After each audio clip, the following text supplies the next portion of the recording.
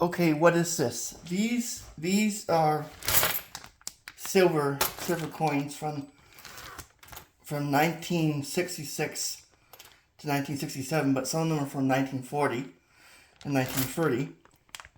It's hard to see, but when I weighed them, they weighed about, if I move the scale in a little bit, I'll move the scale a bit so you can see better. Yeah, sorry for this angle. If I turn this on, this can weigh up to about a kilogram. I put this on the scale to see how much I'm dealing with.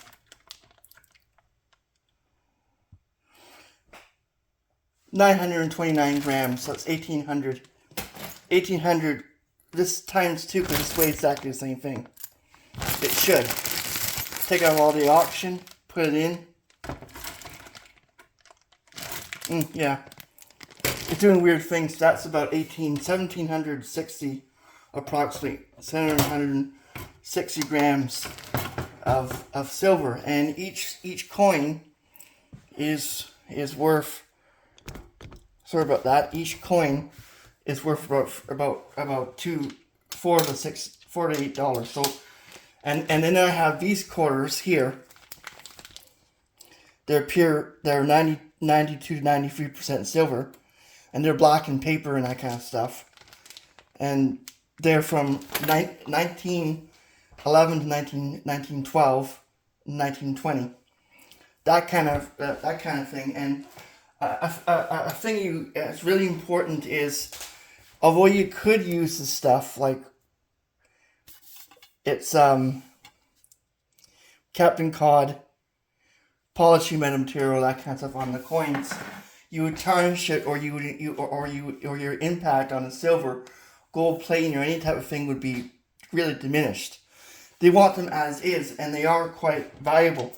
Another way of dealing with it, if you have something from that date and it says 1966, above that date, they start becoming magnetic. Can you see what I mean? I should point it down. I can take this magnet. Now, if I take these pre-1910 to 1920 coins, which are very hard to see, even in the light.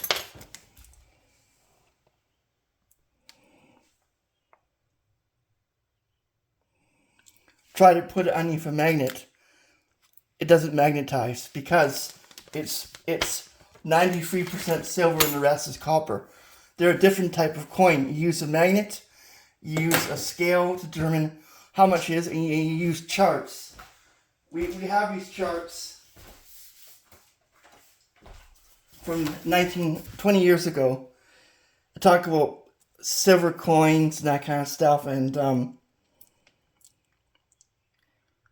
1967, 1968 are really good ones. 1920 coins are about 0.925 to 0.926, and they're highly pure silver.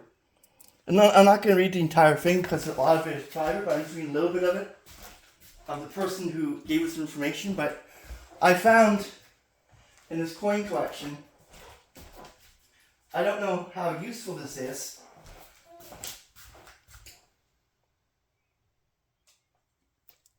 Stuff from 1962, 1960, 1981 pennies. I don't know how much they're worth. Probably not a lot. But if you weigh them out in that and you calculate how much they are per gram, and then times by a value, you can determine how much they are. These ones alone could be worth $1,000 to $1,500, depending on the value. $4 to $8 per silver nickel. I know these have about 99% nickel to 1967, and ones past 1967 have about 50%, and these have about 92. I've been doing research. I also have a gold-plated coin, but I'm not going to show it right now. But once again, this is how to determine passively the coin, what you got in terms of coin. You have to look at the stamp, the date. Like right now, I'm opening this up. Oh, it's coming off. And as you can see, 1943, but there's a catalog online which allows you to determine how much it's worth. Keep it in an airtight bag. Don't expose it to sulfur compounds. I'm keeping it quite safe, but what these are silver coins, and by weighing them out and by using the magnet and passive, you don't want to do anything to damage the coin, but they're not worth anything. You can determine roughly how much silver is because of what type of coin, when they were made, and that there's a lot of information on that. So I'm just trying to explain that the coins I have here could be quite interesting.